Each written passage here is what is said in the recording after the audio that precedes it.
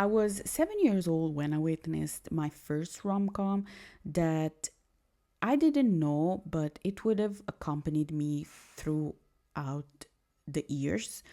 It was 2001, and this rom-com was The Wedding Planner, starring Jennifer Lopez, Matthew McConaughey, and a bunch of other amazing actors.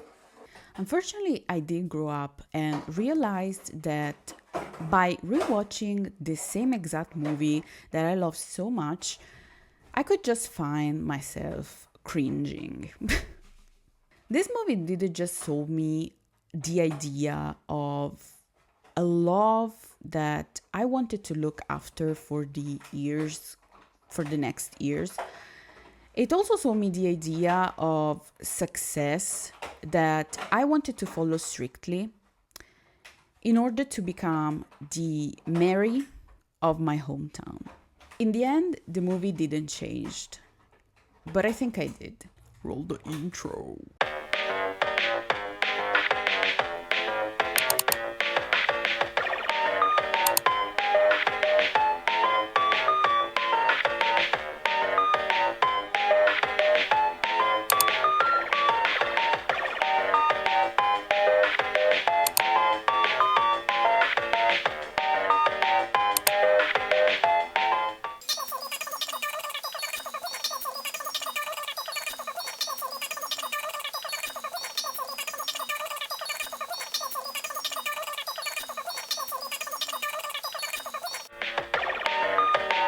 The general aesthetic. Before we jump right into the romantic aspect of the movie, I need you to understand why this movie is so important and had this big of appeal on me. First, the set was San Francisco, the big Cali dream, but not in a naive way. No, this movie gave me the real take on how an independent, grown woman should have lived. Alone, successful, unbothered. I wanted that same thing. I wanted to live in a big city, by myself, eating my lunch, my dinner, whatever, in front of a TV, watching a movie, watching a TV show, without a single noise bothering me. Second, Mary was also slowly but steadily reaching one of the biggest accomplishments in her career at her wedding planner company. This thanks only to her strength and her creativity. She was good at talking to people, she was confident, she knew her strength, and most of all, she knew her value.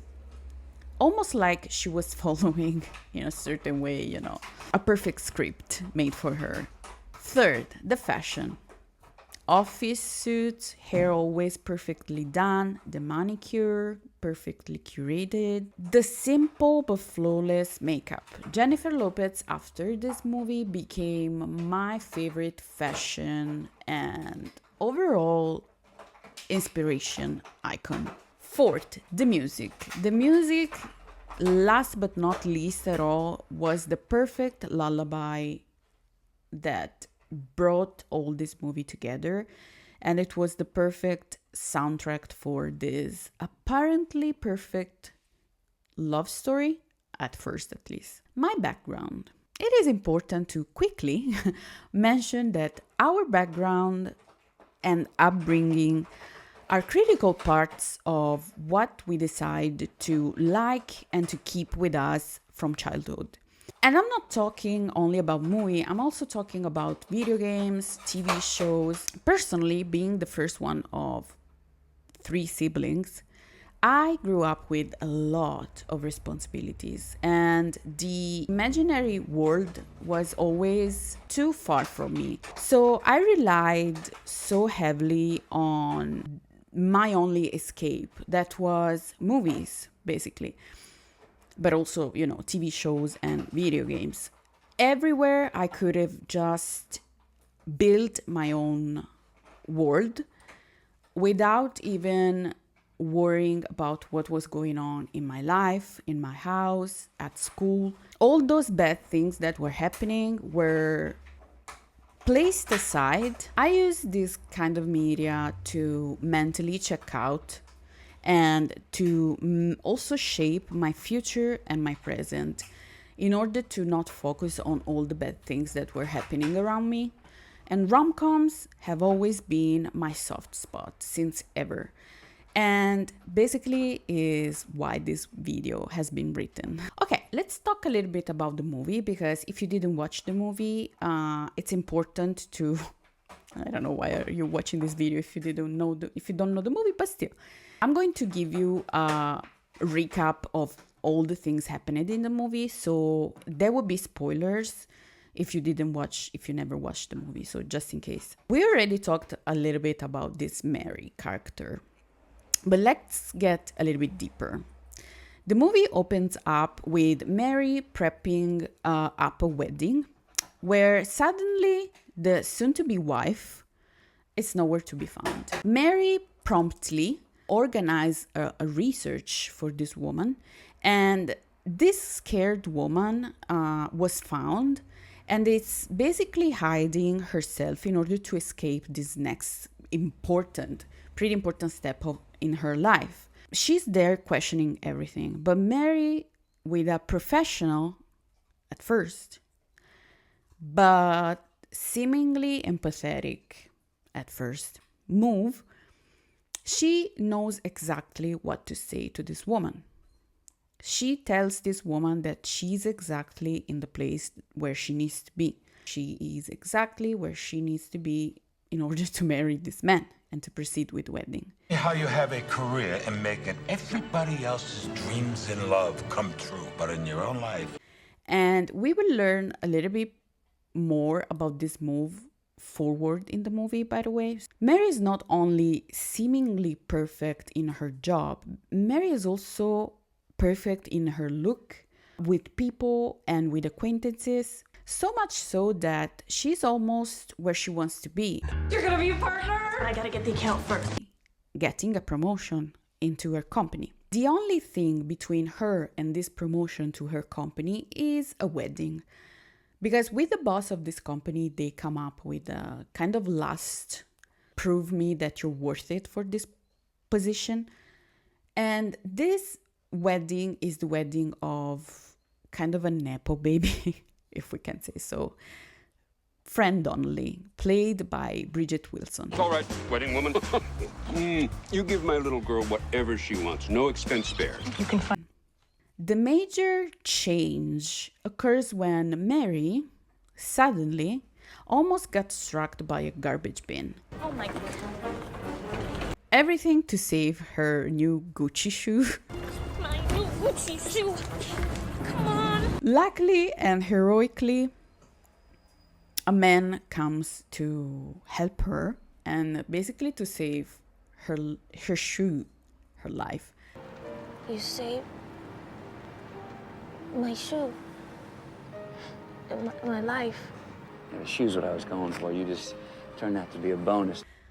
It's a line from the movie. After this encounter, Mary's besties promptly arrives to the hospital, and Mary's besties is played by the amazing Judy Greer.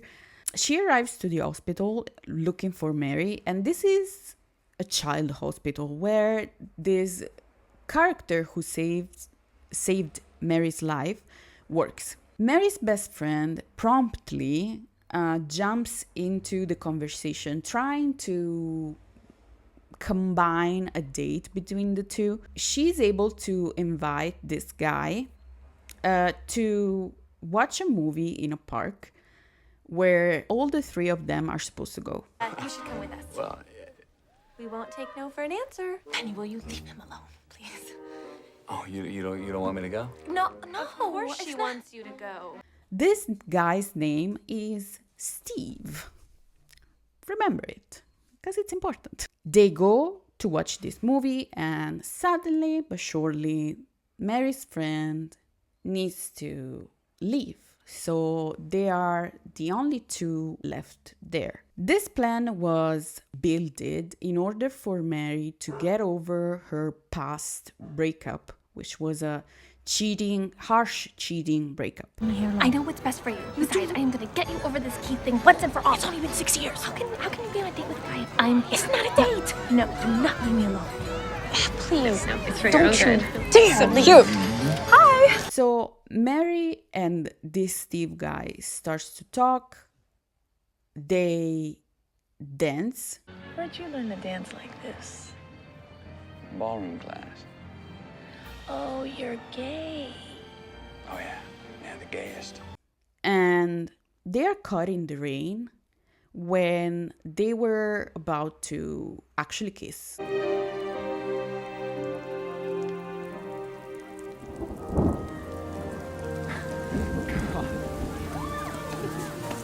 They do go out, they almost kiss, the sparks fly. The conflict arises when Mary actually meets Fran, the Nepo baby who she needs to prepare the marriage for.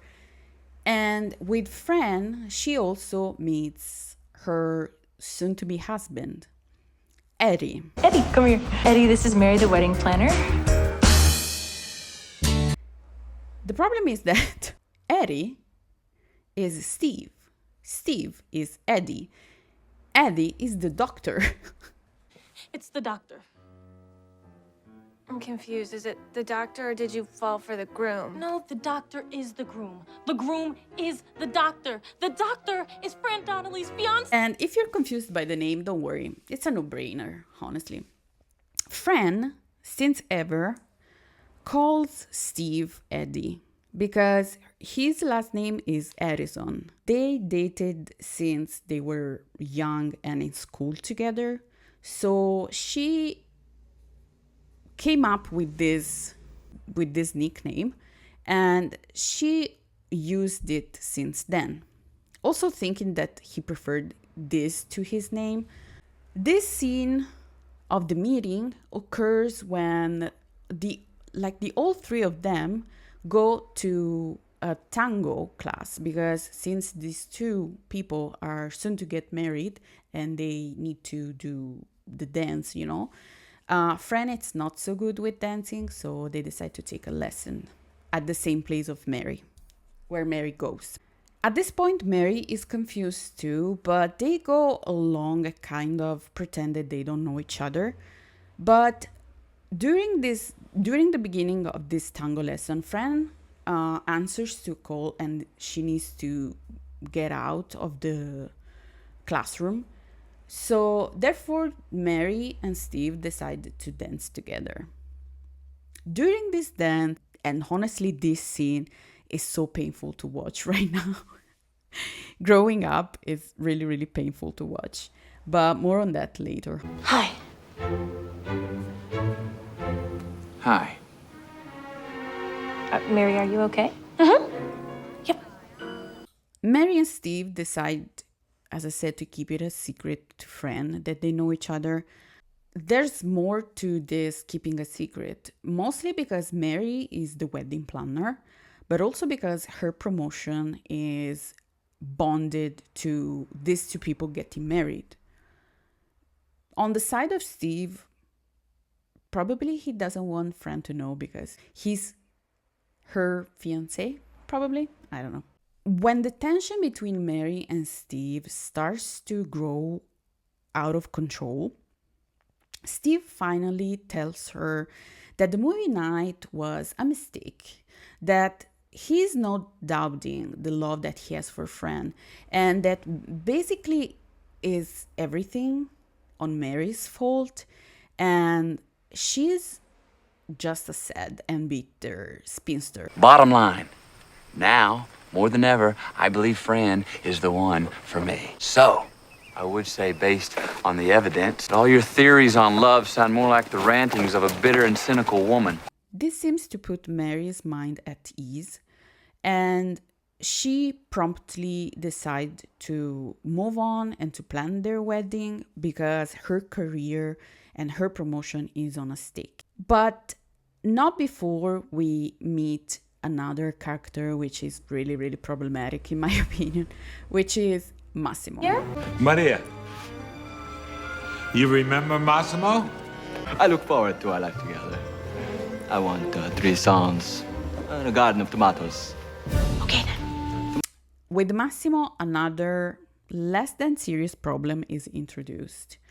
This guy is sent by her dad, and it's kind of a childhood friend. He's there to basically make her a stay-home wife, kinda, to follow a pattern of arranged marriages that goes on in Mary's family from ever.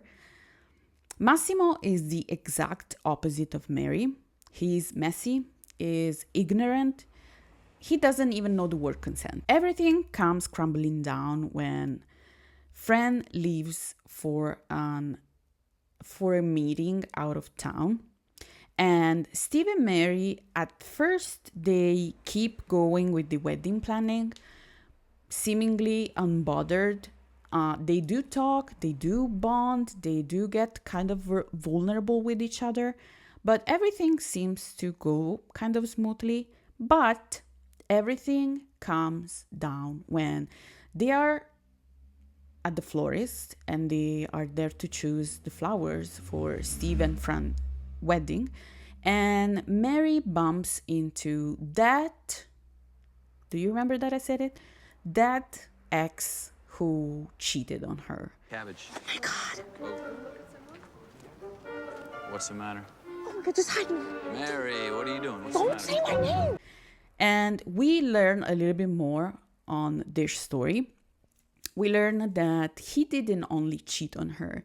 Oh, let me tell it. It's really a funny story. See, Keith was my fiance, and Wendy was his high school girlfriend.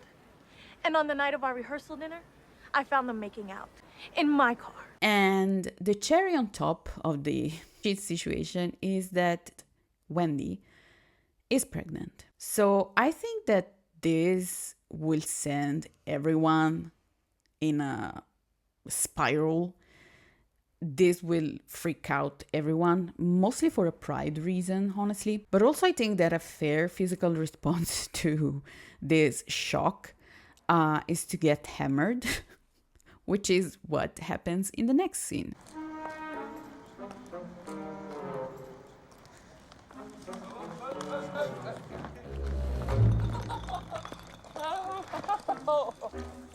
Mary gets hammered, gets super drunk, and Steve decides to take her home, to her home, and he also decides to treat her drunkenness with a culinary treat, which is roasted marshmallow on a candle. I never found them tasty, honestly. They, at this point, starts to talk. They start to let their vulnerable side come out even more during this evening while Mary kind of recover from this drunk state. But my favorite line of it all, which is something that I will forever take with me because it was really something beautifully written, is the next phrase that Steve says after he said goodbye, and then he comes back to Mary's door. I barely know you, but I know the curves of your face. And I know every fleck of gold in your eyes. And I know that night in the park was the best time I've ever had. After this scene, Mary does indeed refuse him. Out of respect for Fran, out of respect for herself. Everything moves, everything goes on. And now 2 weddings are being planned. Because not only Steve and Fran are getting married, but also Mary and Massimo are getting married. In a weird, desperate attempt to emulate the arranged marriage of her parents, which did work in the end and did sparkle love between her mom and dad, Mary decides to accept Massimo's proposal.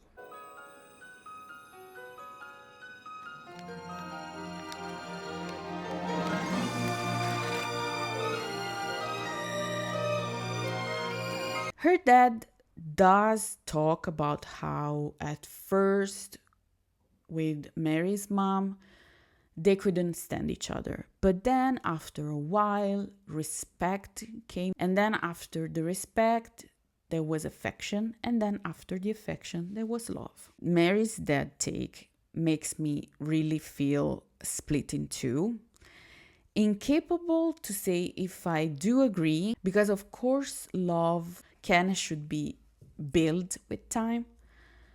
But also at the same time, I feel split because can I refuse to believe in such thing as a really dumb romantic person? But after all, love is not perfect. Love is just love. The day of the wedding, obviously both weddings are on the same day. Mary is there preparing everything, doing the last calls, doing the last preparations. And at a certain point, she leaves everything in her best friend's hand, colleague's hand, the one that made the date up with the doctor. Mary leaves the wedding location, the Fran and Steve's wedding location, to go to the city hall in order to get married. She wears a simple, clean, and white dress. She has her hair done, again, in a really classy way. And she walks into the city hall in order to get married to this man. She is going to marry a man that she doesn't love, but that she accepts as her desperate fate.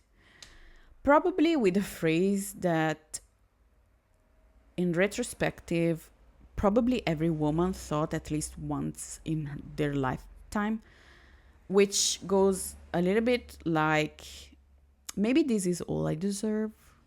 I can't aim for more, and probably I just should settle. Relatable, honestly. The actual change is when Steve and Fran finally, and honestly, half an hour before the wedding ceremony, they decide to have a talk. Probably the most serious talk they had in 20 years, I don't know, since they started dating as kids, honestly, where they finally let everything out and they finally understand not only that they are probably not made for each other because they are not kids anymore, but also that they have really different goals in life, and therefore they decide that it's finally time to move on with their separate lives. Communication is key. At the same time, at the city hall, Mary, Dad's friends, which are one of the biggest key in this movie, they do oppose both of the Dad's friends. They do oppose to the wedding. And even after a talk between Mary and her dad, Mary reassures them all, and it's basically okay to marry a man that she doesn't love at all. It's kind of she accepted her fate. So you are thinking that, okay, Steve called out the wedding, but Mary gets married, right? Yeah, well, no. With an unexpected change of events, we saw Steve running and going to the city hall while Fran leaves the wedding for Tahiti to go on the honeymoon in Tahiti by herself. Steve is after Mary. Steve is looking for Mary. And when he arrives at the town hall, he knows that they didn't get married. So he goes back to the park where they first shared their first date-ish. And there the movie ends with the two of them getting together and talking in a really cryptic way, in my opinion, about all the events that occurred that day.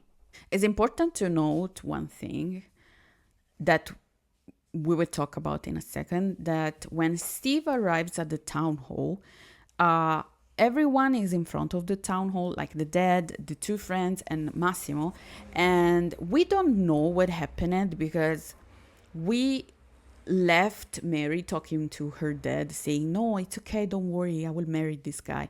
But then when Steve arrives to the town hall, everything, like the wedding is off. And there's Massimo that kept saying like, no, I'm not the one, you're the one, Steve. I'm not the one, you're the one, Steve.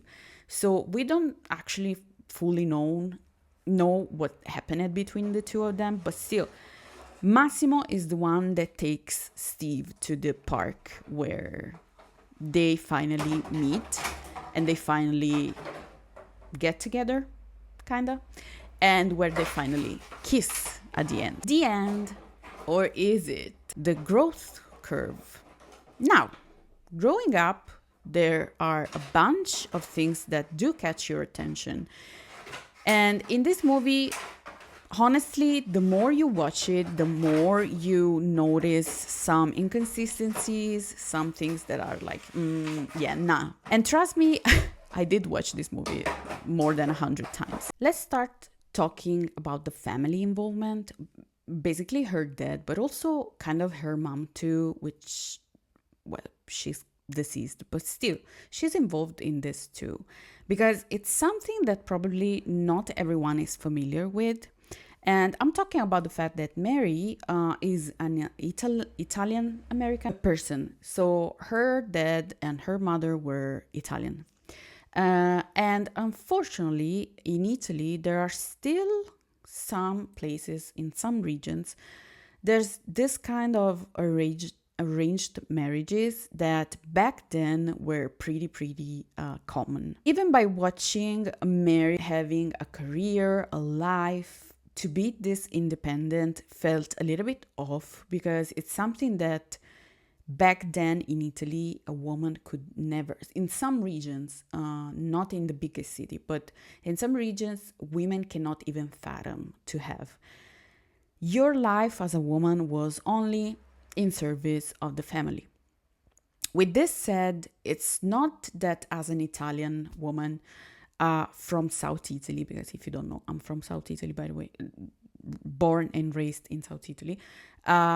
It's not that I cannot judge and say that this is complete bullshit. And I knew that this was bullshit. I know it now for sure, but I also knew it back in 2001. This is some patriarchal traditions that it needs to go. But also, by proxy, it's normal for Mary to have some kind of thoughts around her personal worth and her personal life involving a relationship. I'm talking about based on her family values and history, and her deep love for her mother and respect for her mother. Now she's thinking about, like, she needs to commit to something in order to find happiness. She kind of needs to go on the same path that her mother went. Also because right now she sees her mother as kind of a hero. Her mother placed everything aside for her family, but most of all for her daughter. So it's like she wants to emulate her mother. But she also has some thoughts regarding relationship as a woman who got wronged, who got cheated on before, and now is being wronged and misled again by, in my opinion, another awful man, which is Steve in this case. But also Massimo, they're not good man model, let's say. Therefore, it is okay for her to even consider the chance, besides the Steve situation, it's okay for her to consider, even remotely, to marry without love, to marry a man that she doesn't even like. just to settle and to check that box that it's on the to-do list of life. It's okay to do so. It's okay to surrender to an uneven and feelingless fate. And you, such as in Mary's mind, you wrap your mind around this thought mostly because your mother is being clearly used, like the memory of your mother is being clearly used as a weapon by your father and Massimo in order to go against your better judgment.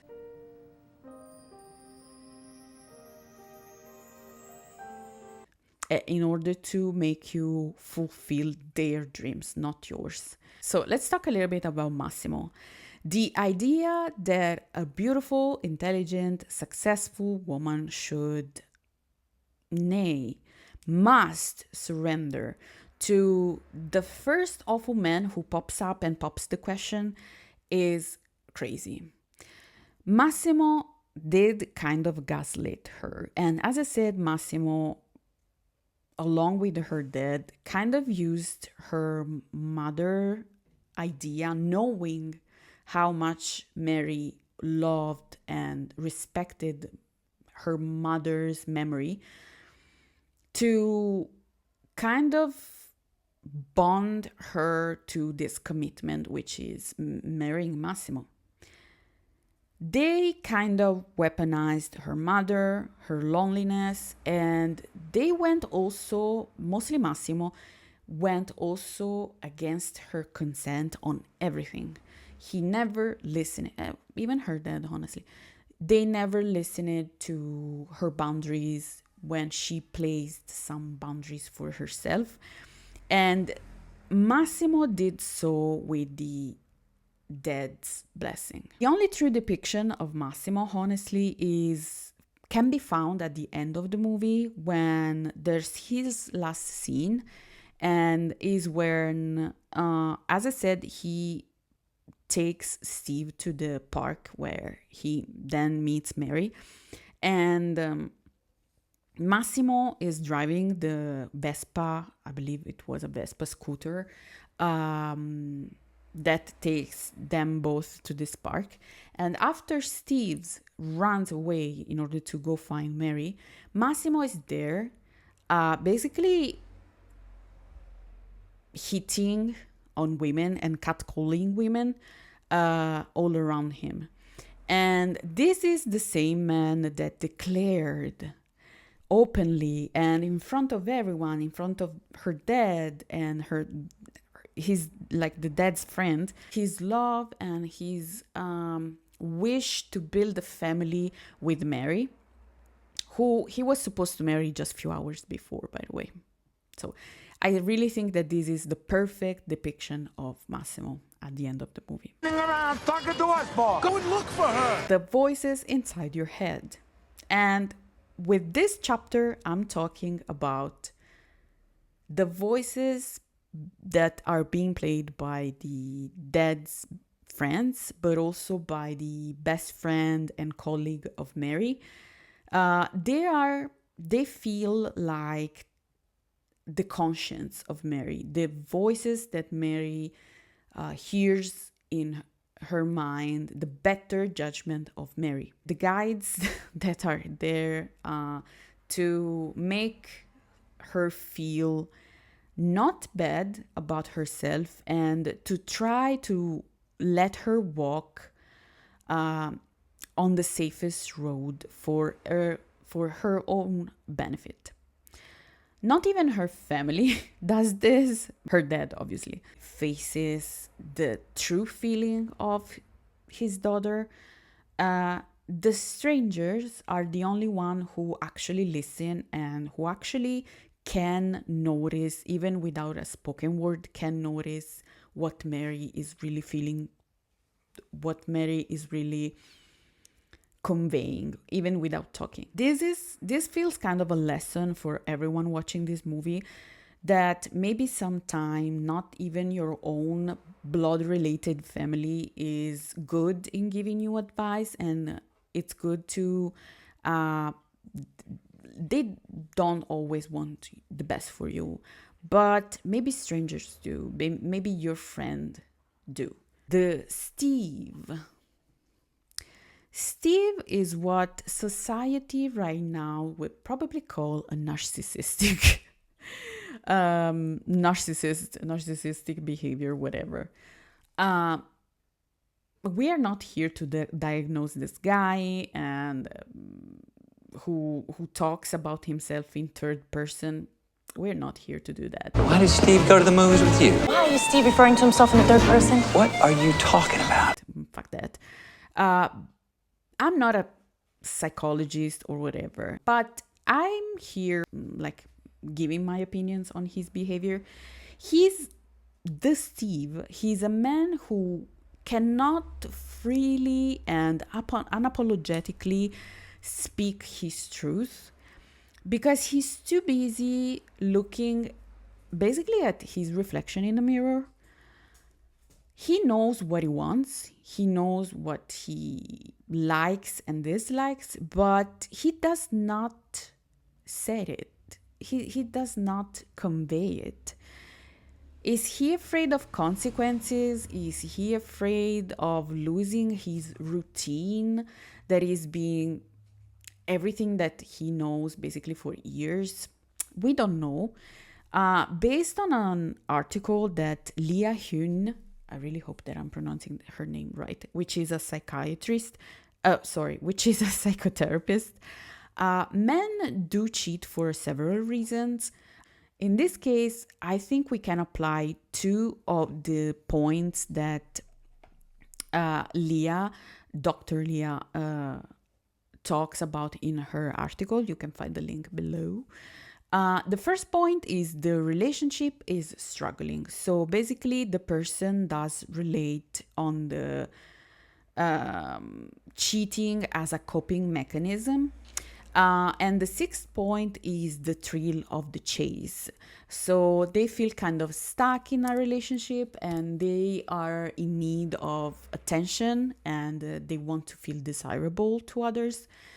But one of the points that I did not include because I want to expand a little bit and that I'm most interested in is the 12th point. The article talks about this as a little bit something else, which is it's kind of expected from a man in certain places, in certain social places. It's actually expected for men to cheat. In fact, this point it's called cultural and social norms.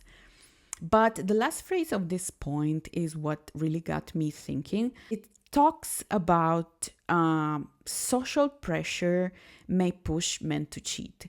And with this, I want to talk about the fact that Steve is so out of touch with his own life and reality that he's too much deep into this social construct that he does not want and that he does not like, which is to have this long ass relationship with the high school sweetheart where they basically don't even talk, basically they don't even know each other. And it's kind of expected both on him and on Fran to marry each other naturally. So no questions asked, no talks. It's like following the waves and see where you land to.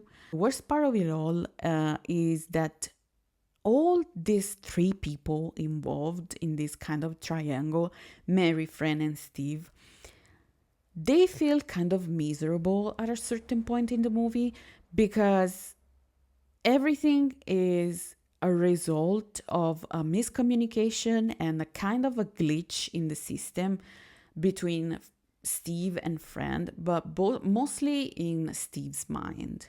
Because as we can see in the movie, and I'm going to talk about this in a second, Fran is kind of aware that she loves Steve.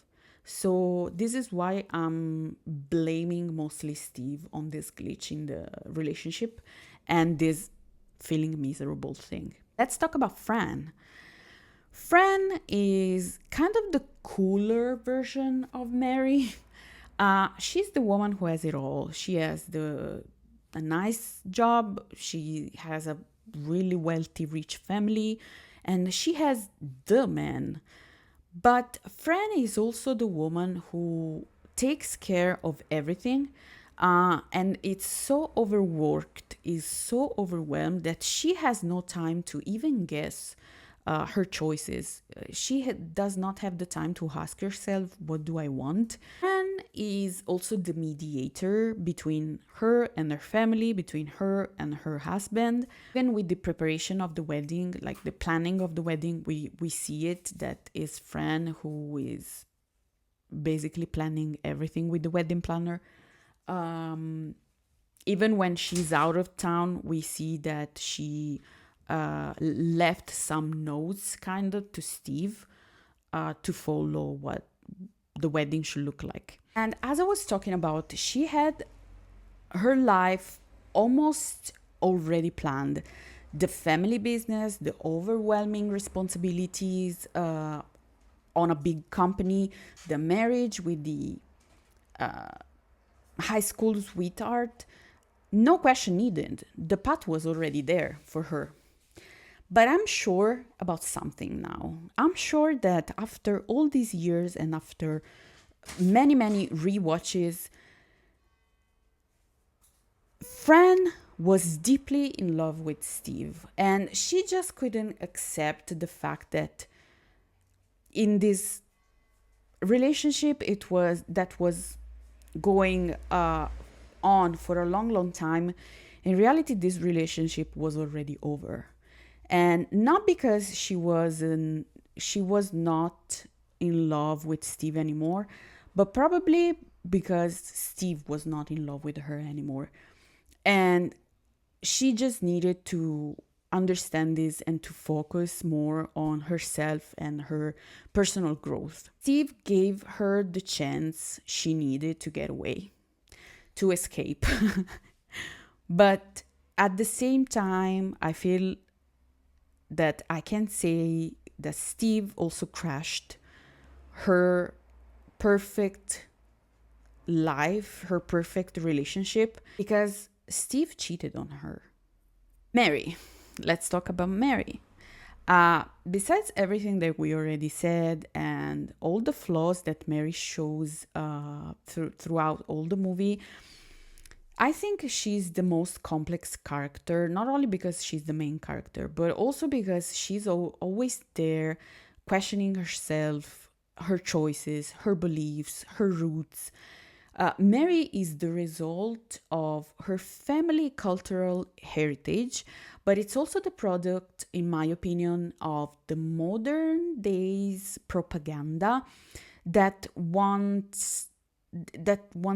the woman to thrive, to be free and independent. And honestly, that's a propaganda that I fell into too, and that I love, and I stand by it, honestly. And this, if you look at these two contrasts, these are huge contrasts, two big contrasts.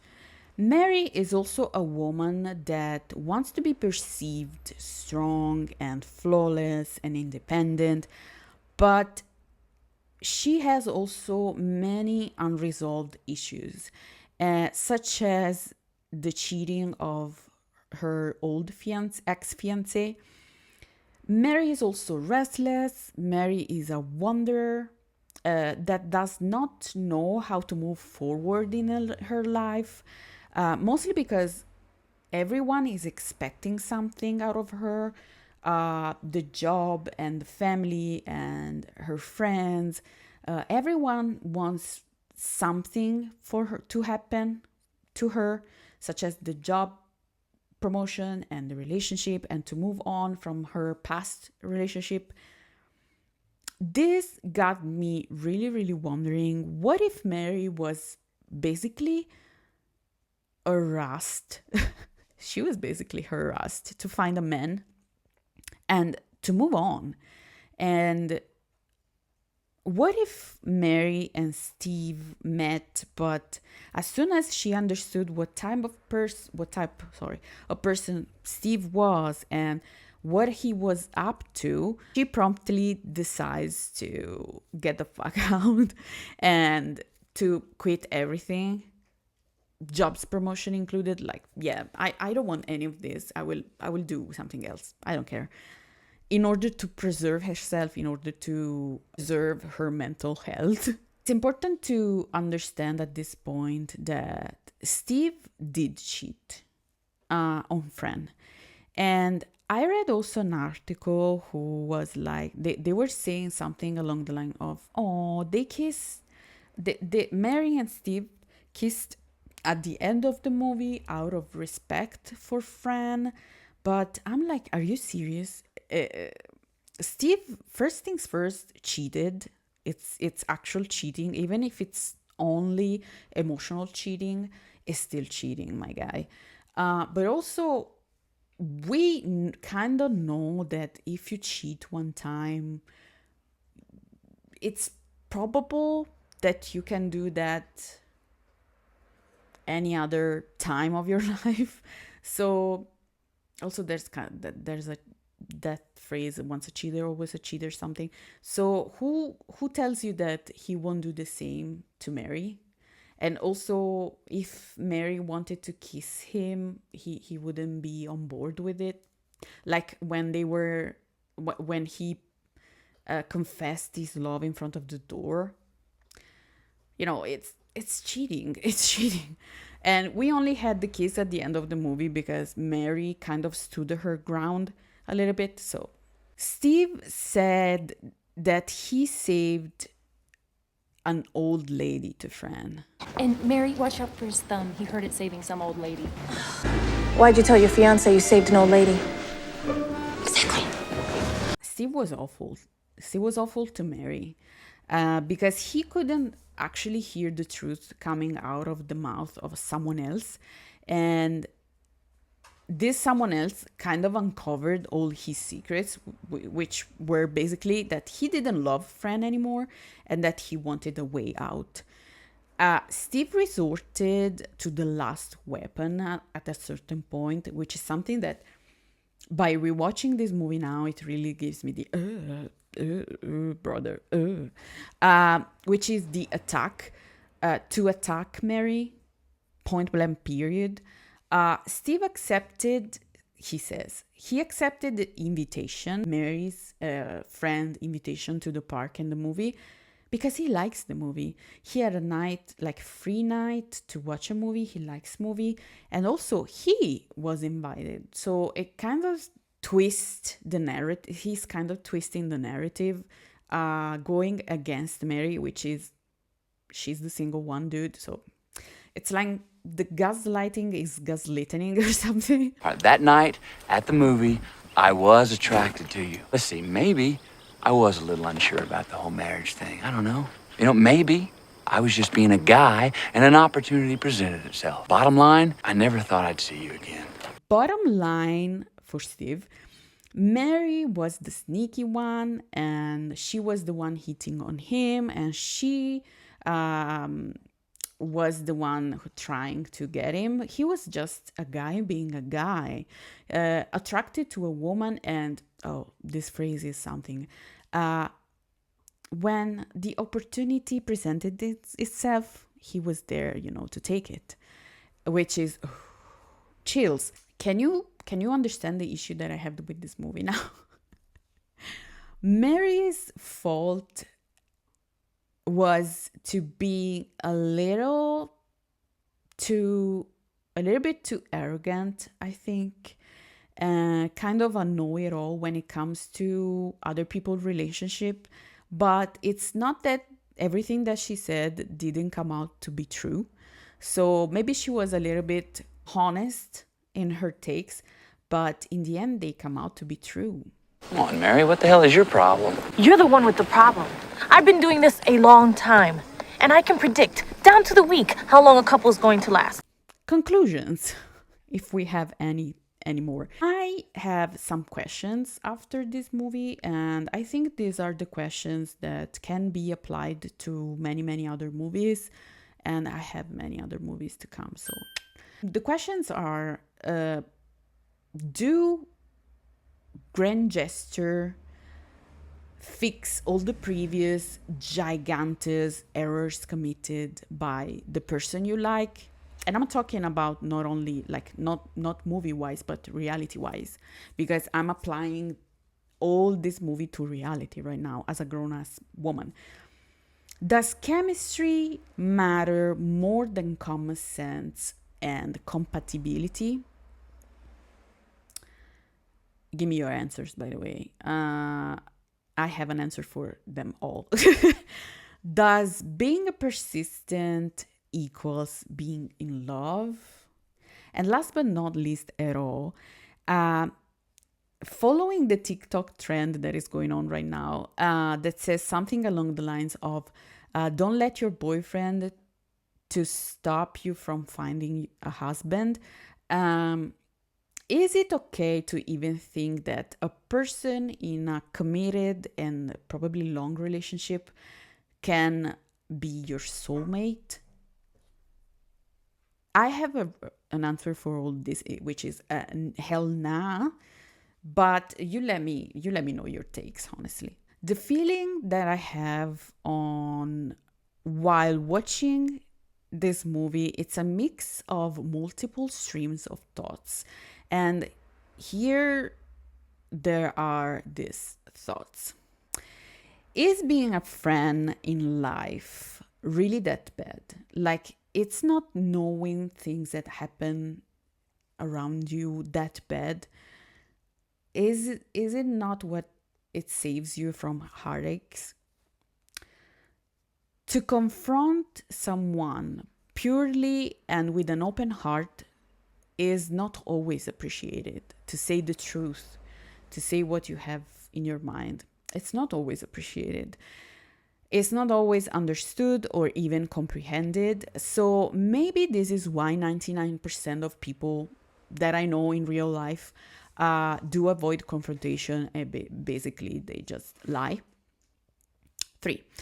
Choosing loneliness over a shitty partner, is it that bad of a choice? I think no, but you let me know yours. 4.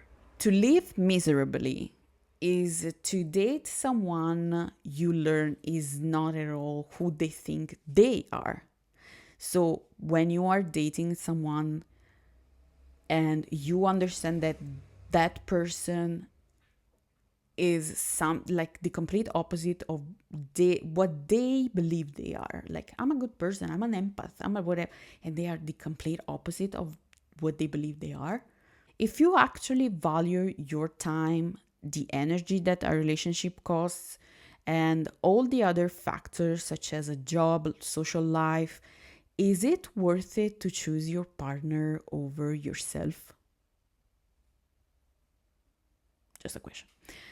And this is a question that popped up as soon as I rewatched for the 100th time this movie, thinking about what Mary had on, like, at stake, like the job promotion and everything, and she kind of said goodbye to that because of the Steve situation. So I don't know.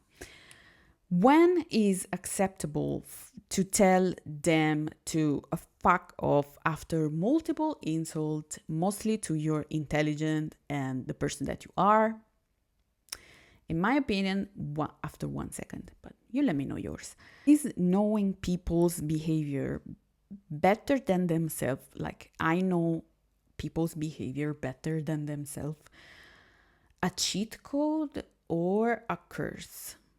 And most of all, how do you relate in a relationship when you show many and many more times that you are right on some takes, mostly on people's behavior, and every single time the other partner does not purposely want to acknowledge you? Like, this is a convoluted question, but if I'm dating someone and it comes one time, two times, three times, four times that I'm like, you know what? I think that this person is up to this. You know what? I think that this person is actually acting out of this, and that, or their behavior is a little bit weird, a little bit sus or something. And you know that this is true, and you have proof in your mind, you saw some things, and maybe the other person is, your partner is not so, aware or something. But instead of saying, do you think so? Or what let you think about it? They just go straight to, nah, you're wrong, or nah, you're, even after you proved many, many times that your takes are valid, because maybe you give more attention to details. I don't know. This is something that this movie sparkled in me, if we can say so.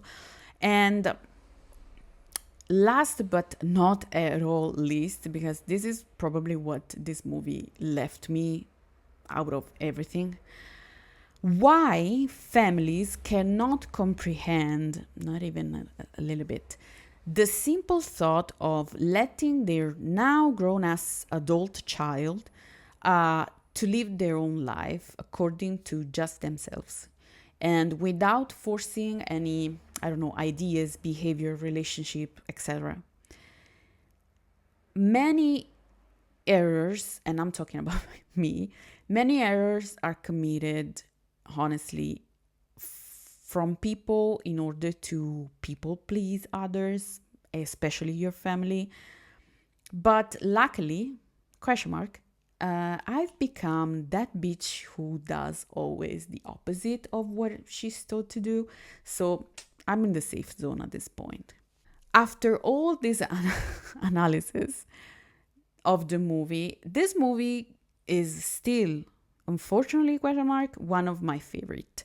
And that's because Hollywood did try to sell me some rom-com as the final truth on love and the ideal relationship and the ideal future that a woman should have or aspire to, which is still something that I'm working on, honestly.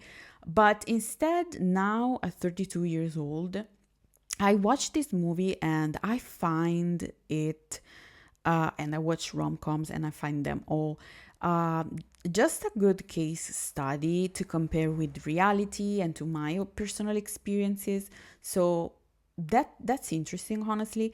But at this point, you let me know what your thoughts are on everything. I already said many things, honestly. And what do you think about this now cult movie? It's been 25 years. Jesus. Do you still watch it with the same eyes of your younger self because you refuse to acknowledge it as an adult? I do that sometimes too. I'm not always this, Sometimes I do like, yeah, fuck it. I just want to be a child again. Like, yeah, let me dream. Let me close my eyes and not see the flaws and everything.